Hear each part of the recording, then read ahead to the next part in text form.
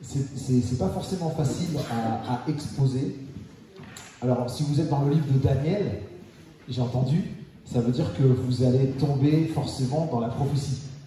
C'est obligé. On passe par Daniel, prophétie biblique, pour ceux qui connaissent eschatologie, donc doctrine de la fin des temps. Daniel qu'on étudie souvent en parallèle avec le livre de l'Apocalypse. L'Apocalypse s'étudie avec Daniel, Daniel s'étudie avec l'Apocalypse. C'est indispensable. Et moi, j'avoue que c'est quelque chose qui me fascine, l'eschatologie. Bon. Alors, ce matin, je vous propose de être encouragé par ce qu'on appelle la doctrine de l'enlèvement. L'enlèvement. Est-ce que vous êtes d'accord qu'on va tous être enlevés? Ceux qui sont enfants de Dieu? Oui. Vous levez tous la main. Ok. Si quelqu'un dit, mais c'est quoi ça? Comment ça? Comme des extraterrestres? Non, pas du tout. L'enlèvement, c'est une doctrine très sérieuse, très belle, très encourageante, qui se trouve dans la Bible. D'accord?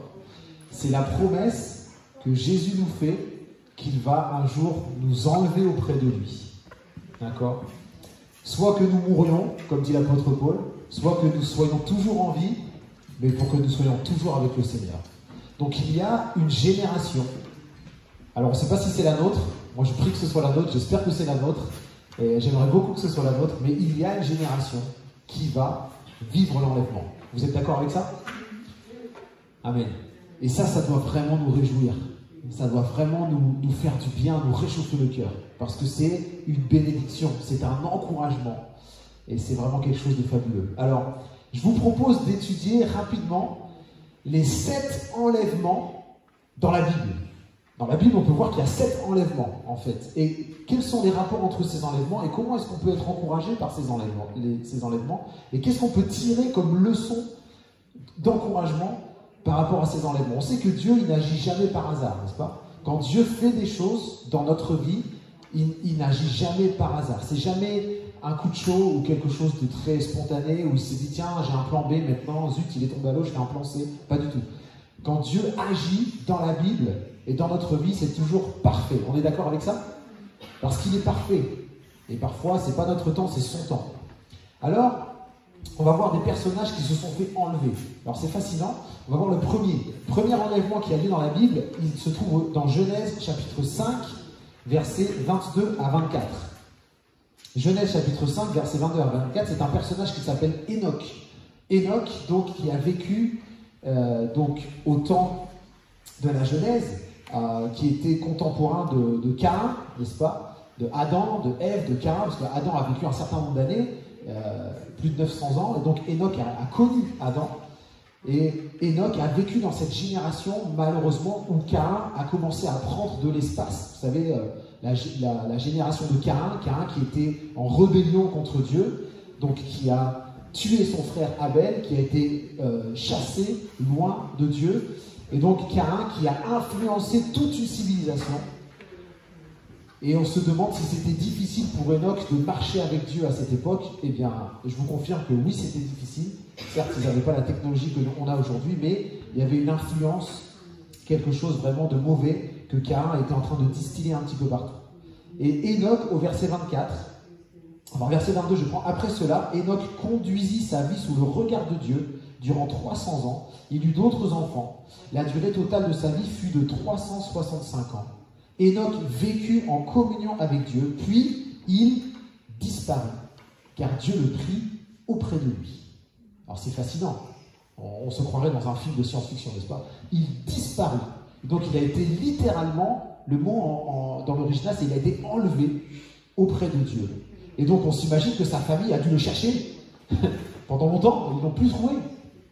Il a été enlevé. Parce qu'il marchait avec Dieu. Et pourquoi est-ce que Dieu a fait ça? Pourquoi Dieu a fait ça avec Enoch? Alors, là, je sème des petites graines, là, un peu partout, ce matin, et j'espère que quand vous rentrez chez vous, peut-être ça peut vous pousser à ouvrir votre Bible et étudier un peu plus, parce qu'on n'a pas le temps de rentrer dans tous les détails ce matin. Mais c'est vraiment fascinant. Quand on lit Hébreux chapitre 11, verset 5, on a un petit peu plus de détails. Hébreux chapitre 11, verset 5. Donc je vous ai dit, on va pas mal tourner dans la Bible ce matin. Hébreux 11, verset 5 nous dit « Par la foi, Enoch a été enlevé auprès de Dieu pour échapper à la mort, et on ne le trouva plus parce que Dieu l'avait enlevé. » En effet, avant de nous parler de son enlèvement, l'Écriture lui rend ce témoignage. Il était agréable à Dieu. Donc, premier enlèvement de la Bible, Enoch. Alors, c'est intéressant parce que Enoch a été enlevé juste avant le déluge. Alors, certains y verront une préfiguration de l'enlèvement avant la tribulation. Donc, j'appartiens à ceux qui pensent que oui et qui croient que nous serons enlevés avant la tribulation. Donc, il y a différentes positions. Je ne vais pas rentrer là-dedans ce matin. Si vous voulez, après, on peut débattre un petit peu, mais ce n'est pas le but. Mais l'idée, c'est que Dieu enlève Enoch, comme par hasard, avant le déluge. Et il le fait comme une espèce de préfiguration. Donc, c'est super intéressant. Deuxième enlèvement, on va voir, c'est dans 2 Rois, chapitre 2, verset 11. Et il s'agit de Élie. Alors, pourquoi Élie a été enlevé? Et comment est-ce qu'il a été enlevé? Donc, ça, c'est très intéressant. Donc, on va dans 2 Rois, chapitre 2.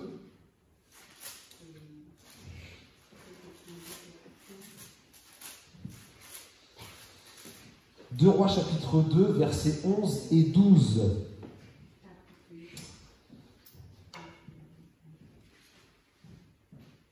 Alors, je lis. Je lis juste avant parce que c'est intéressant. Je lis à partir du verset 3 ici pour le contexte. Ok? Verset 3. Les disciples des prophètes qui habitaient à Bethel sortirent au-devant d'Élisée et lui demandèrent: sais-tu que l'Éternel va enlever aujourd'hui ton maître au-dessus de toi? Il leur répondit: oui, je le sais, moi aussi, mais ne parlez pas de cela. Et plusieurs fois, il dit au verset 5: sais-tu que l'Éternel va enlever aujourd'hui ton maître au-dessus de toi? Il répondit: oui, je le sais, mais d'autres versions disent: taisez-vous, je ne veux pas en entendre parler. Pour moi, c'est intéressant. Pourquoi? Parce que c'est quand même unique dans la Bible où Élisée est averti le jour même que Élie, donc son mentor, en tout cas Élisée qui était son disciple, va être enlevé d'au-dessus de lui. Et comment il a su que c'était aujourd'hui? Parce que c'est impressionnant. Et il disait: oui, je le sais. Donc Dieu lui avait révélé quelque part que Élie allait être enlevé ce jour même, et la parole de Dieu s'est accomplie. Donc c'est impressionnant. Dieu a donné ce détail très précis à Élisée. Il dit: écoute, Élie va être enlevé aujourd'hui. Et alors au verset 11, ça dit: pendant qu'ils continuaient à marcher tout en parlant, un char de feu tiré par des chevaux de feu vint entre eux et les sépara l'un de l'autre. Elle fut entraînée au ciel, Élie, fut entraîné au ciel dans un tourbillon de vent. À cette vue, Élisée s'écria: mon père, toi qui étais comme les chars d'Israël et ses équipages. Puis il le perdit de vue. Saisissant alors ses vêtements, il les déchira en deux, ramassa le manteau qui était tombé des épaules d'Élie, puis il revint sur ses pas et s'arrêta sur la rive du Jourdain. Il prit le manteau d'Élie, en frappa les eaux et on continue l'histoire. D'accord ? Donc là, c'est intéressant. On a un autre détail dans la parole de Dieu. Non seulement Élisée connaissait le jour de l'enlèvement d'Élie, mais en plus son manteau est tombé par terre, puisque Élisée l'a ramassé. Donc ça veut dire qu'Élie est monté au ciel sans manteau. Il a été enlevé. Vous voyez? Donc je ne sais pas si vous avez déjà vu ces films qui parlent de l'enlèvement où les vêtements des gens tombent par terre. C'est assez hollywoodien, c'est sympa. Je ne sais pas si ça se passera comme ça, mais en tout cas ici, il semblerait que les vêtements n'aient rien à faire dans le ciel. Donc Élisée ramasse le vêtement d'Élie et il le déchire, il est triste, mais il va continuer le ministère d'Élie. Voilà, deuxième enlèvement dans la Bible, donc très intéressant. Ensuite, nous avons évidemment le troisième enlèvement, il s'agit de notre Sauveur Jésus-Christ. Alors comment ça, il a été enlevé? Oui, de quelle façon a-t-il été enlevé? Alors on va voir Actes chapitre 1, verset 3. Vous voyez, Dieu a une certaine façon d'agir. Et parfois, Dieu dans sa parole, c'est un certain schéma qu'il met en place. Et c'est important pour nous de discerner ce schéma et d'en apprendre aussi, et d'être encouragés par cela. Et je pense que c'est vrai que l'enlèvement, on n'en parle pas beaucoup, et pourtant c'est quelque chose de très sérieux, de très concret et de très beau. Actes chapitre 1, verset 3. Alors après sa mort, donc on parle de Jésus, il se présenta à eux vivant et leur donna des preuves nombreuses de sa résurrection. Il leur apparut pendant 40 jours et leur parla du règne de Dieu. Et verset 9, après ces mots, ils le virent s'élever dans les airs et un nuage le cacha à leur vue. donc il s'agit de Jésus, il gardait encore les yeux fixés au ciel pendant qu'il s'éloignait quand deux hommes vêtus de blanc se présentèrent devant eux et leur dirent « Hommes de Galilée, pourquoi restez-vous ainsi à regarder le ciel ?» Ce Jésus qui a été, c'est quoi le mot? Enlevé au ciel, vous voyez, du milieu de vous, en redescendra un jour de la même manière que vous l'avez vu y monter. Donc Dieu a une façon d'agir, vous voyez, avec Enoch, avec Élie, avec son propre fils. Et Dieu, il n'y a que Dieu qui peut faire ça, vous voyez. Donc quand on parle de l'enlèvement, c'est quelque chose de divin. C'est quelque chose qui est impossible à saisir, sauf si on est en Christ, sauf si on comprend qui est notre Sauveur et la façon dont il a pu vaincre la mort et à son tour lui-même être enlevé au ciel. Et Jésus lui-même va faire allusion à l'enlèvement. Alors c'est juste une allusion, mais il ne va pas mentionner l'enlèvement puisque c'est un mystère, on va le voir tout à l'heure, qui a été caché pendant des siècles et qui a été révélé seulement à l'apôtre Paul. Mais Jésus a dit dans Jean 14, je le dis de mémoire, Jean 14, 1, il dit que votre cœur ne se trouble pas, croyez en Dieu, croyez aussi en moi. Je vais, qu'est-ce qu'il a dit, vous préparer une place et je reviendrai vous chercher afin que là où je suis, vous aussi vous soyez là où je suis. Je vous prépare une place. Donc littéralement, l'espérance du croyant, c'est incroyable, c'est-à-dire qu'on a l'espoir d'avoir une place qui est en train d'être préparée là au ciel, cet endroit qui nous est à nous inaccessible et qu'il va falloir que Dieu fasse un miracle pour nous amener là-haut, n'est-ce pas? Sans quoi nous ne pouvons pas y accéder. Donc c'est assez fascinant. Hein. Moi, ça, en tout cas, ça m'encourage drôlement. Donc Jésus, donc Enoch, Élie, Jésus. Alors, un personnage aussi qui a été enlevé, et on oublie parfois, et c'est assez mystérieux cette affaire, c'est l'apôtre Paul. Quatrième enlèvement dans la Bible, 2 Corinthiens chapitre 12. 2 Corinthiens chapitre 12, versets 1 à 4. Alors qu'est-ce qui s'est passé avec l'apôtre Paul? Alors l'apôtre Paul, c'est très particulier, puisque c'était quelqu'un que Dieu avait mis à part pour l'évangile, pour annoncer l'évangile au reste du monde. Vous savez que à la fin du livre des Actes, l'apôtre Paul est confronté avec les Juifs qui ne croient toujours pas en Jésus. Et l'apôtre Paul, qu'est-ce qu'il dit à la fin du livre des Actes? Maintenant, je vais me tourner vers les païens. Et eux, ils écouteront ce message. Donc on a une rupture après le livre des Actes. Et l'apôtre Paul, effectivement, est cet apôtre qui va être envoyé vers les païens, vers le reste du monde, en fait.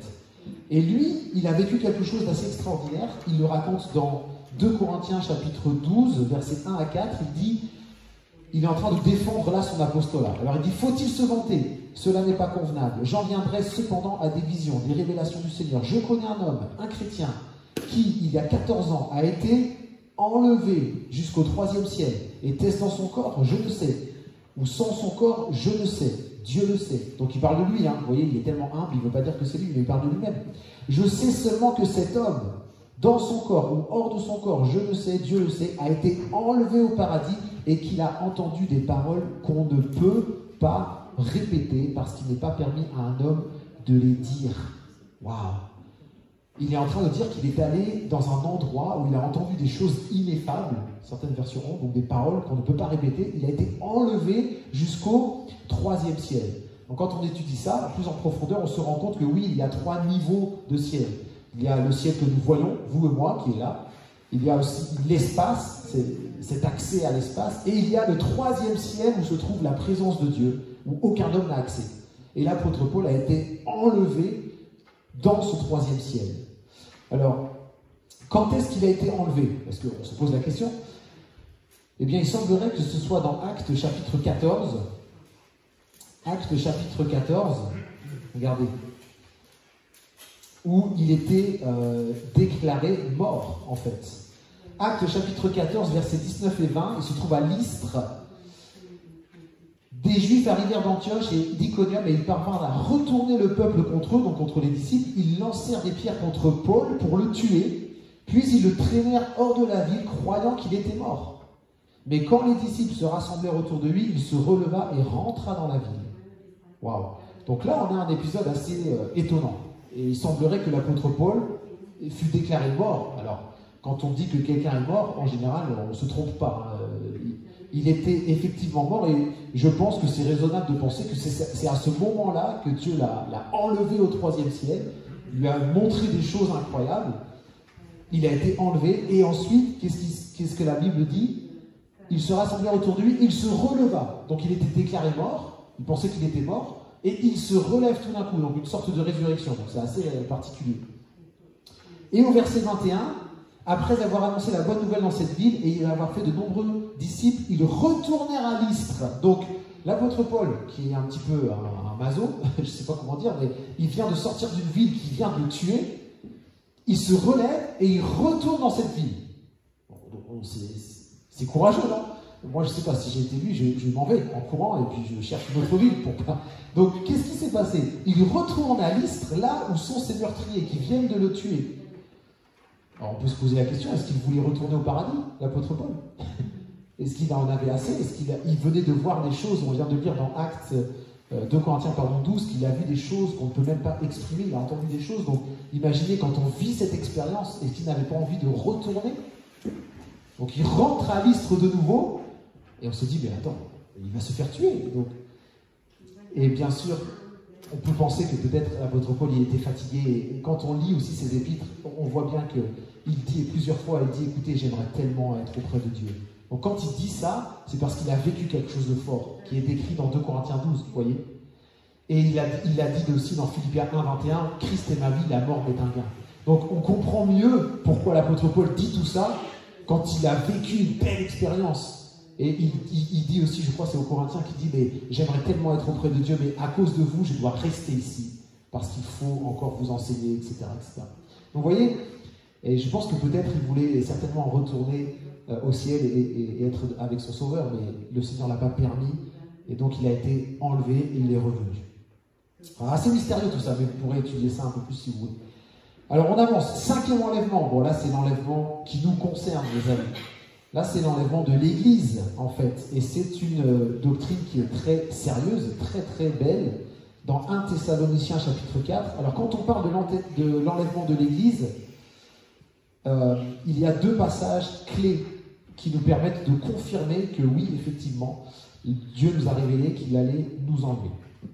1 Thessaloniciens chapitre 4 verset 13. Donc là, il parle aux Thessaloniciens. 1 Thessaloniciens 4, verset 13, il dit « Nous ne voulons pas, frères, vous laisser dans l'ignorance au sujet de ceux qui sont décédés, ou ceux qui sont morts, afin que vous ne soyez pas tristes de la même manière que le reste des hommes qui n'ont pas d'espérance. En effet, puisque nous croyons que Jésus est mort et ressuscité, nous croyons aussi que Dieu ramènera par Jésus avec lui ceux qui sont morts. Car voici ce que nous vous déclarons d'après une parole du Seigneur. » Donc quand vous voyez ça dans la Bible, c'est quelque chose de très sérieux, c'est arrêté et c'est digne de confiance. Okay? L'apôtre Paul, il dit, c'est pas juste moi qui le dis, c'est pas juste un conseil ou une idée personnelle. Il dit, voici ce que nous vous déclarons d'après une parole du Seigneur. Donc là, c'est parole de Dieu, comme on dit parole d'évangile. On ne peut pas le contester.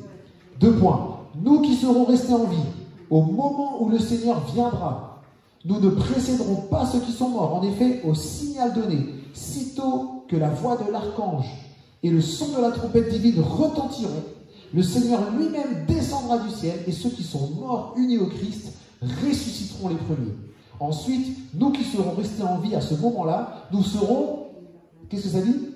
Enlevés ensemble avec eux dans les nuées pour rencontrer le Seigneur dans les airs. Ainsi, nous serons pour toujours avec le Seigneur. Wow. Pour ça, les amis, c'est une promesse fabuleuse à laquelle il faut s'accrocher aujourd'hui. C'est super beau ça, de savoir que n'importe quel moment, un jour, peut-être notre génération, nous serons enlevés. Ça, c'est l'espérance du croyant. Et l'apôtre Paul, il parlait là aux Thessaloniciens il y a plus de 2000 ans en arrière, en leur disant, écoutez, si le Seigneur le juge bon, eh bien, nous qui serons restés en vie, nous allons être enlevés. Donc, il dit, encouragez-vous les uns les autres par ces paroles. Vous voyez, au verset 10, il dit, encouragez-vous donc mutuellement par ces paroles. C'est un encouragement, c'est une bénédiction. Le chrétien, l'enfant de Dieu, n'a pas à avoir peur de l'enlèvement. Parfois, je vois des chrétiens qui sont à moitié flippés par l'enlèvement. C'est pas normal. C'est une bénédiction, c'est un encouragement, c'est quelque chose que le chrétien doit attendre. Comme à l'époque, comme les Thessaloniciens. Nous serons enlevés. C'est une parole du Seigneur. Donc ça, c'est le premier passage qui nous parle de cette espérance bénie. et aussi, bien sûr, 1 Corinthiens chapitre 15. Les deux passages clés auxquels vous devez vous référer à chaque fois que vous parlez de l'enlèvement, c'est ces deux passages-là, qui concernent l'Église. 1 Corinthiens chapitre 15, verset 51. 51. Donc là, l'apôtre Paul, vous vous rappelez aux Thessaloniciens, il a dit « Je vous déclare une parole du Seigneur ». C'est arrêté, c'est sûr à 100%. Et là, maintenant, il va dire autre chose. Il dit « Voici, je vais vous révéler un mystère ». Bon, si vous étudiez les mystères dans la Bible, c'est intéressant aussi, ils sont au nombre de 7, comme par hasard. 7, c'est le chiffre de Dieu. Il y a 7 mystères dans la Bible. C'est vachement fascinant à étudier ça, les mystères de Dieu. Et là, l'apôtre Paul, il révèle un mystère. Donc ça veut dire quoi? Ça veut dire que jusqu'à ce moment-là, ce mystère était caché. D'accord? Donc vous ne trouverez pas de traces de la doctrine de l'enlèvement de l'Église dans l'Ancien Testament. C'est pas possible. D'accord? C'est un mystère. D'accord? Il a été caché. Donc, même Jésus, quand il dit à ses disciples, je vais vous préparer une place, il fait un petit clin d'œil à l'enlèvement, mais les disciples, ils ne savent pas ce que c'est d'être enlevé. Ils ne comprennent pas. Ils disent juste que, ah oui, c'est génial, Jésus, tu vas revenir nous chercher, c'est top. Mais là, l'apôtre Paul, il dit, voilà, jusqu'à présent, c'était un mystère caché. Maintenant, il est révélé. Donc, il faut bien comprendre, les amis, que quand Jésus s'adresse aux Juifs de son époque, lui, en tant que Juif, il n'y a pas de trace de l'enlèvement, puisque c'était un mystère qui était caché. D'accord? Mais là, maintenant, c'est révélé aux Corinthiens. Regardez, voici ce que je vais vous révéler. C'est un mystère. Verset 51. Nous ne passerons pas tous par la mort, mais nous serons tous transformés en un instant, en un clin d'œil, au son de la trompette dernière. Car lorsque cette trompette retentira, les morts ressusciteront pour être désormais incorruptibles, tandis que nous serons changés. En effet, ce corps corruptible doit se revêtir d'incorruptibilité, et ce corps mortel doit se revêtir d'immortalité. Oh, c'est magnifique, non? Donc ça, c'est le projet de Dieu pour nous, les amis. Et c'était un mystère qui était caché, mais qui maintenant nous est révélé.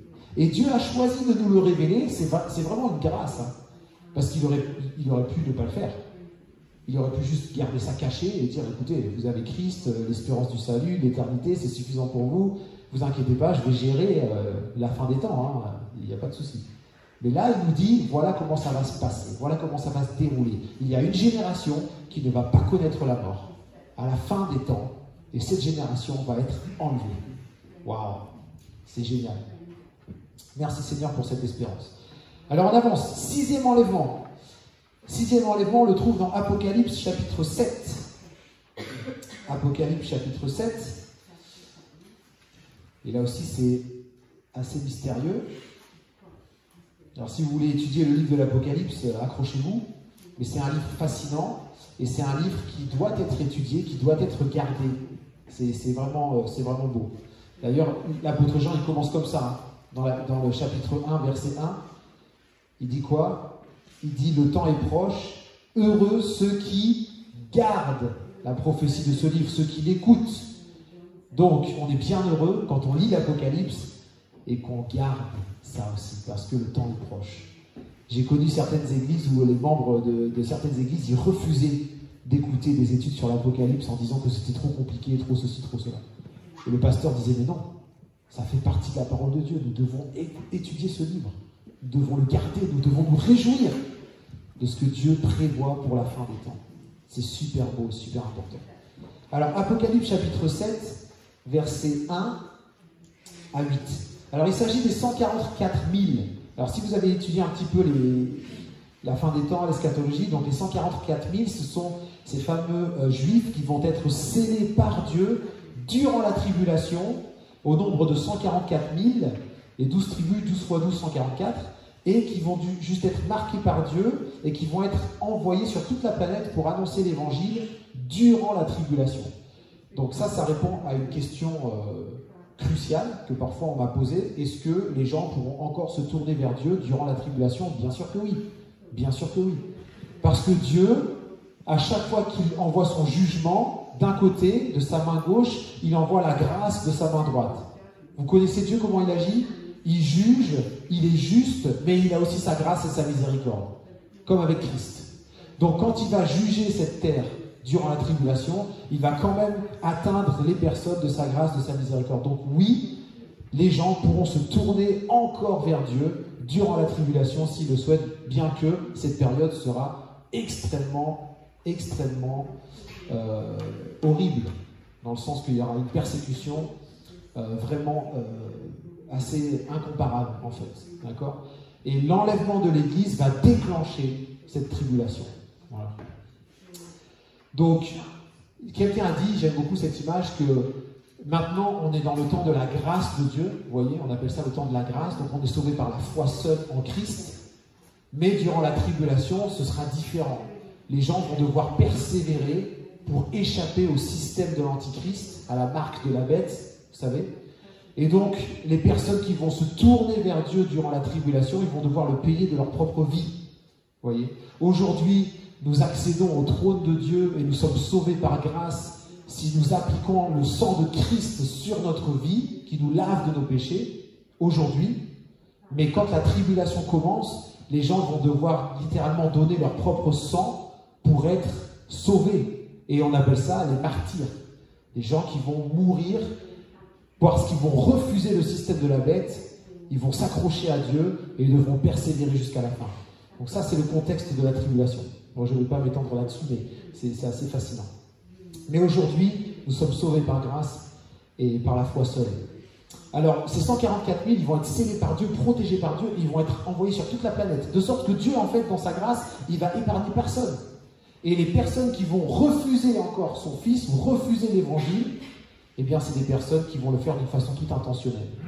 Et donc, cette fameuse phrase qu'on dit « Pourquoi Dieu envoie des gens en enfer ?» Bien sûr que non, Dieu n'envoie personne en enfer. Les gens décident par eux-mêmes de refuser Dieu dans leur vie, et donc se condamnent eux-mêmes. Et ça s'appelle le libre arbitre. Le libre arbitre. Dieu nous aime tellement qu'il nous laisse libres de nos choix. Vous voyez ? Parce que s'il ne nous laissait pas libres, il n'y aurait pas d'amour. Quand on aime quelqu'un, on le laisse libre. Vous comprenez ça? C'est super important. Si j'aime ma femme, je la laisse libre. Si je l'attache à une chaise avec des chaînes et que je lui demande de m'aimer, elle ne va pas m'aimer. Vous comprenez? Il n'y a pas de liberté là. Donc, la liberté, c'est dans le libre arbitre. Et Dieu veut que les hommes se tournent vers lui librement, de leur propre volonté. Donc ça, c'est très important. Donc Dieu n'envoie personne en enfer. Les gens s'auto-condamnent quand ils refusent le cadeau que Dieu leur propose. Et donc, durant la tribulation, la Bible parle, l'Apocalypse parle d'une multitude qu'on ne pouvait ni compter, ni dénombrer. Ça, c'est tous les martyrs qui vont s'accrocher à Dieu durant la tribulation. Bon, c'est un autre sujet. Alors, ces 144 000, comment on sait qu'ils sont enlevés? Bon, ils sont envoyés sur toute la terre, ils sont protégés parce que le diable ne peut pas les toucher. Ils sont scellés par Dieu et on les retrouve dans Apocalypse chapitre 14. Donc, on les retrouve Apocalypse chapitre 7, versets 1 à 8. Et on les retrouve dans Apocalypse chapitre 14. Regardez, alors je vis l'agneau qui se tenait debout sur le mont Sion et avec lui les 144 000 qui portent son nom et le nom de son Père inscrit sur leur front. J'entendis une voix qui venait du ciel, qui résonnait comme de grandes eaux, comme le grondement d'un coup de tonnerre violent. C'était comme le son d'un orchestre de harpistes jouant de leurs instruments. Tous ces gens chantaient un cantique nouveau devant le trône, devant les 4 êtres vivants, devant les vieillards. Et ce cantique, personne ne pouvait l'apprendre, excepté les 144 000, les rachetés de la terre. Ce sont eux qui ne se sont pas souillés avec des femmes, ils sont restés vierges, ils suivent l'agneau partout où il va, ils ont été rachetés d'entre les hommes pour être offerts comme des premiers fruits à Dieu et à l'agneau. Il ne s'est pas trouvé de mensonge dans leur bouche, ils sont irréprochables. Donc là, on les revoit devant le trône, devant l'agneau. Donc déduction, ils ont été enlevés, ils ne sont plus sur terre, ils sont devant Dieu. Voilà le 6e enlèvement. On avance. 7e enlèvement, les amis, il se trouve dans Apocalypse chapitre 11. Apocalypse chapitre 11. Donc Dieu fait des choses étonnantes. Verset 3. Alors, il s'agit des 2 témoins. Je confierai à mes 2 témoins la mission de prophétiser habillés de vêtements de deuil pendant 1260 jours. Ces 2 témoins sont les 2 oliviers, les 2 chandeliers qui se tiennent devant le Seigneur de la terre. Et au verset 5, il est dit, si quelqu'un veut leur faire du mal, un feu jaillit de leur bouche et consume leurs ennemis. Oui, si quelqu'un veut leur faire du mal, c'est ainsi qu'il lui faudra mourir. Donc les 2 témoins, c'est particulier, c'est 2 hommes qui sont envoyés auprès du peuple juif, qui vont témoigner auprès du peuple juif, donc pareil que Dieu va protéger pendant un certain nombre de jours. Et au verset 12, on voit quelque chose. Alors au verset 11, mais au bout de ces 3 jours et demi, un esprit de vie venant de Dieu entra en eux. Ils se dressèrent sur leurs pieds. Donc là, il vient d'être tué. D'accord? Vous voyez le contexte, ils sont morts. Et là, tout d'un coup, un esprit venu de Dieu descend sur eux, entre en eux. Ils se dressent sur leurs pieds. Une voix puissante venant du ciel cria aux 2 témoins, « Montez ici !» Et ils montèrent au ciel dans la nuée sous les regards de leurs ennemis. Wow. Donc là, les 2 témoins qui sont morts sont enlevés au ciel.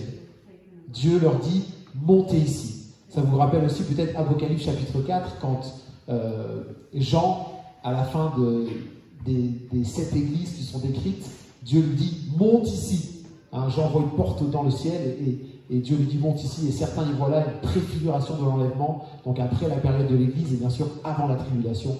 Bon, c'est un argument, il y en a d'autres aussi, mais je trouve ça très intéressant. Montez ici. Alors, qui sont ces 2 témoins? Alors bon, il y a beaucoup d'encre qui a coulé. Vous avez peut-être votre opinion. Mais qui sont ces 2 témoins? Bon, est-ce que c'est Moïse et Élie? Est-ce que c'est Enoch et Élie? C'est difficile de trancher. Que nous dit Hébreux chapitre 9, verset 27? Hébreux 9, 27 nous dit qu'il est décrété que tous les hommes doivent mourir une fois. Donc c'est la parole de Dieu. Sauf qu'on vient de lire les passages qui nous parlent de l'enlèvement de l'Église, donc il y a une exception, puisqu'il y a une génération qui sera enlevée, qui ne va pas mourir. Vous me suivez? Donc, si Enoch est un type de l'enlèvement de l'Église, on peut raisonnablement penser que nombreux sont ceux qui ne connaîtront jamais la mort comme Enoch lors de l'enlèvement. Donc, quand on lit Matthieu 17, versets 1 à 3, on est là dans le monde de la transfiguration. Vous vous souvenez quand Jésus amène ses disciples sur cette montagne et il se fait transfigurer devant eux. On a 2 personnages clés qui apparaissent. Vous vous souvenez, c'est qui ces personnages? C'est Moïse et Élie. Alors pourquoi Moïse et Élie? C'est intéressant. C'est une question, je n'ai pas forcément la réponse. Pourquoi Dieu a choisi ces 2 personnages clés pour être avec lui? Et Pierre, tout d'un coup, il les voit et dit, oh, plantons des tentes ici, c'est magnifique. Moïse, Élie, Jésus, c'est incroyable, on va pouvoir passer une super soirée. Et il a sans doute beaucoup de questions. Alors c'est vrai que quand je ne vais pas le faire ce matin parce que ça prendrait beaucoup trop de temps, mais quand on analyse la façon de ces 2 témoins, leur façon d'agir et les signes miraculeux qu'ils font, ça fait effectivement penser à Moïse et Élie. Donc c'est possible que ce soit Moïse et Élie. Si je dis que c'est Enoch et Élie, je dis bon, Enoch, je vois qu'il a marché avec Dieu, mais je ne vois pas d'autres signes miraculeux qu'il a fait. Alors peut-être qu'il en a fait, mais en tout cas, ça s'apparente plus à Moïse et Élie. Mais bon, bref, après, ça c'est vraiment... C'est un détail. Pourquoi? Parce que Dieu est capable de susciter 2 témoins de rien, n'est-ce pas? Il n'est pas obligé de faire revenir non plus 2 prophètes, même si les signes qu'ils opèrent nous font penser, vous me suivez, à Moïse et Élie. Mais je crois que Dieu est capable de susciter 2 témoins comme ça, parce qu'il est tout puissant aussi. Donc, je ne m'attarde pas dans ce genre de débat. Chacun a son idée, mais voilà, c'est juste pour vous donner un petit peu de matière à réflexion. Voilà. Alors, pour terminer, les amis, voilà, on a les 7 enlèvements dans la Bible. Donc Enoch, Élie, Jésus, l'apôtre Paul, nous l'Église, nous serons enlevés, les 144 000 juifs et les 2 témoins. C'est magnifique. Alors qu'est-ce qu'on peut tirer de ces 7 enlèvements? Bon, moi j'ai envie de revenir au premier, juste pour terminer les amis, parce que Enoch, c'est quelqu'un qui me fascine et quelqu'un qui m'encourage dans ma vie, et j'ai vraiment envie de comprendre comment, dans sa génération, il a pu marcher avec Dieu. Parce qu'en fait, c'est ça. Le secret de l'enlèvement, tout simplement, c'est si on se met à marcher avec Dieu. Vous êtes d'accord? Parce que c'était la seule condition requise pour Enoch, finalement. La Bible dit qu'il a marché avec Dieu et ensuite, Dieu le prit. C'est fort.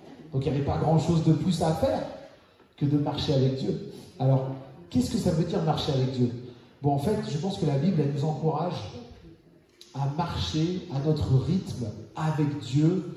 Et parfois, dans nos églises, on se met un peu trop de pression. Et on dit, oui, Alex, c'est difficile, j'arrive pas à vivre ma vie chrétienne, j'aimerais faire ci, ça, j'aimerais prier plus, j'aimerais lire ma Bible plus, j'aimerais... Et moi, je dis, mais écoute, marche avec Dieu. Marche avec Dieu.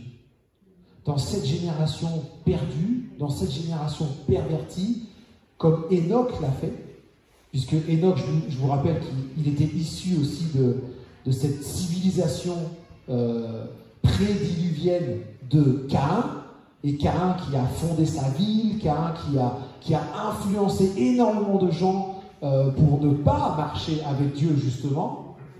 Enoch, tout d'un coup, il décide de marcher avec Dieu. Alors qu'est-ce que ça veut dire à son époque de marcher avec Dieu?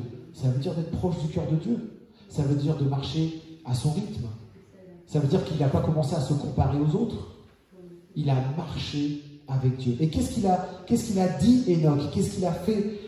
Parce qu'on ne trouve pas beaucoup de détails sur sa vie, seulement qu'il a marché avec Dieu. Mais oui, on trouve quand même son discours dans Jude, verset 14. Vous savez, moi je crois que la Bible s'interprète par la Bible. Quand on étudie la Bible et qu'on veut découvrir la signification ou la portée de certains versets ou même certaines doctrines, eh bien on prend la Bible et avec la Bible, on peut découvrir ce que la Bible dit. Vous êtes d'accord avec ça?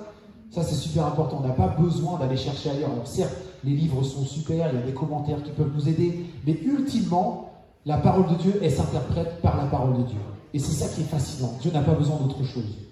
Donc on voit dans Jude, verset 14, qu'est-ce qu'a dit Enoch, en fait? Puisque la Bible en parle, mais il faut aller jusque dans le Nouveau Testament. Regardez comment a vécu Enoch.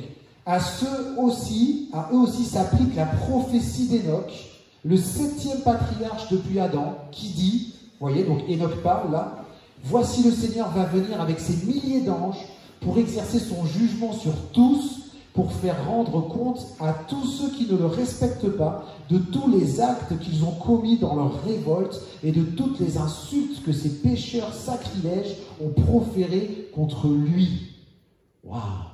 Donc là, vous avez le discours d'Enoch dans sa génération. Vous vous posez la question si ça allait bien dans sa génération. Là, vous avez votre réponse. Regardez la façon dont Enoch parle aux gens de sa génération. Et Dieu, quelque part, lui avait révélé que son jugement allait s'abattre sur la terre. Et Enoch, peut-être, n'avait aucune idée que ça allait arriver par un déluge. Il n'avait aucune idée de l'arche de Noé, peut-être. Il est parti avant. Mais en tout cas, il savait. Bon, moi, ça me choque, parce que je me dis, si Enoch, à son époque, dans les premiers hommes qui ont rempli cette terre, il parlait comme ça, à plus forte raison, nous, aujourd'hui. Les amis, on doit s'accrocher encore plus fort. Parce que déjà, à l'époque d'Enoch, c'était dur. Et nous, on s'imagine que les premiers hommes, ça allait quoi. Ben non, pourquoi est-ce que Dieu a envoyé le déluge? C'est que ça n'allait pas du tout, quoi. Mais c'est pire que ce qu'on peut imaginer, vous voyez. Parce qu'on se dit, oui, mais Alex, ils n'avaient pas toute notre technologie, donc... mais le cœur de l'homme est inchangé. Le cœur de l'homme est le même. Et regardez ce que dit Enoch. Il dit, il va arriver avec ses milliers d'anges, il va exercer ses jugements pour faire rendre compte à tous ceux qui ne le respectent pas. Donc il y avait beaucoup de gens qui ne respectaient pas Dieu. Et tous les actes qu'ils ont commis, de toutes leurs révoltes, de toutes leurs insultes, ces pécheurs sacrilèges. Waouh! En fait, Enoch, c'était quelqu'un qui ne mâchait pas ses mots. Hein. On se rend compte. Hein. Et c'est pour ça que Dieu l'a enlevé auprès de lui. Et c'est sans doute une préfiguration, bien sûr, de l'enlèvement juste avant que le déluge s'abatte sur la terre. Et comme par hasard, Noé, merci Seigneur, Noé a trouvé grâce, mais il n'y avait que lui qui a trouvé grâce. Vous vous rendez compte que tous les autres, la description qu'Enoch fait de sa génération, c'était tous ceux qui ne sont pas rentrés dans l'arche, en fait. Et déjà à l'époque, ils étaient comme ça. Donc, les amis, comment nous, on peut être encouragés ce matin? Comment on peut être encouragés cette semaine à continuer de porter le flambeau d'Enoch, j'ai envie de dire. Bon, il ne faut pas sortir dans la rue en disant race de vipères et race de pécheurs, parce que peut-être qu'Enoch il l'a fait à l'époque, mais je pense qu'on peut continuer de montrer l'amour de Dieu, on peut continuer de marcher avec Dieu, mais aussi on est bien conscient et bien lucide que ce monde, ça ne va pas du tout. Il court à sa perte. Et que les gens que nous côtoyons, c'est des gens qui insultent Dieu, c'est des gens qui font des sacrilèges devant Dieu, c'est des gens qui méprisent Dieu, et c'est des gens qui sont condamnés par leur propre attitude. Et nous sommes appelés à être comme Enoch. Nous sommes appelés à continuer de marcher avec Dieu dans cette génération pourrie. Parce que c'est vraiment une génération qui déplaît à Dieu. Et c'est pour ça que Dieu va envoyer aussi son jugement à travers la tribulation. Et juste avant, il va nous enlever nous, comme il a fait pour Enoch. Vous voyez? Donc c'est une grâce, c'est un privilège. C'est un privilège. Donc que le Seigneur vraiment ce matin nous fortifie, les amis. Que le Seigneur nous équipe et que le Seigneur nous aide à marcher avec Dieu. Et si tu te poses la question, qu'est-ce que ça veut dire marcher avec Dieu? Tout simplement, à ta façon, à ton rythme, accroche-toi à Dieu et marche avec lui. Lâche pas sa main. Continue d'avancer comme Enoch. Et peut-être que nous ferons partie de la génération où finalement nous allons être enlevés. Amen. Et ça, c'est l'espérance que nous avons. Soit que nous vivions, soit que nous mourions. Nous serons à jamais dans la présence du Seigneur. Et Dieu a prévu de nous transférer dans sa présence. Et c'est un miracle. Et seul Dieu peut le faire. Et c'est la doctrine de l'enlèvement qu'on voit dans la parole de Dieu. Amen. Est-ce que vous êtes encouragés par ça?